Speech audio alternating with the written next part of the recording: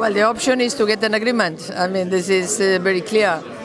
There's a need. I mean, this is clear that this is a need. An agreement which fully facilitate the data flow between UK and EU.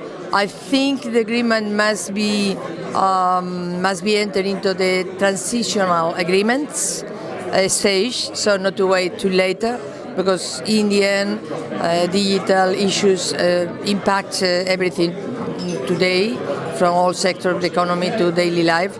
Well, there are only really two options. The first one is for the UK to mirror all EU law in this area and to have an agreement with the Commission that the laws are properly mirrored, which wouldn't therefore need an adequacy agreement.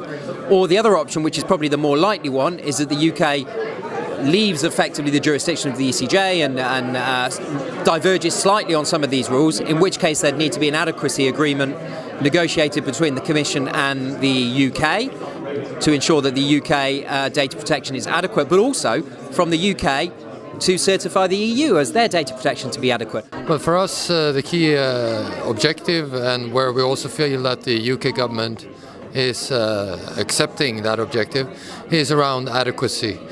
That the United Kingdom will basically transpose the GDPR into national law, and since it's already an EU member state, thereby complying with EU legislation, our assumption would be that adequacy requirements and the adequacy test by the EU should be possible, and should be possible in a time that is faster than we have seen in the past.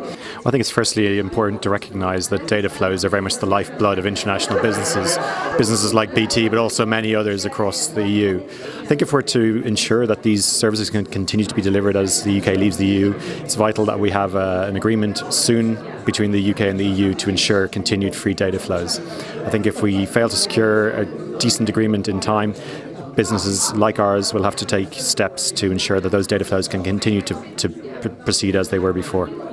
So I think fundamentally the UK will remain a really good place for tech companies. It is the European leader at the moment and will continue, we suspect, to be the European leader kind of regardless of Brexit.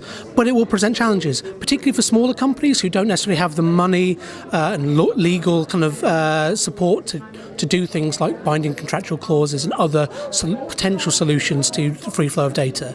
And so what we really want is something which supports that whole ecosystem, because the ecosystem relies on each other. You know, the biggest companies rely on the smallest companies developing new ideas, and the smallest companies rely on being able to get talent from big companies coming down. And if that ecosystem breaks apart, that will then be the challenge.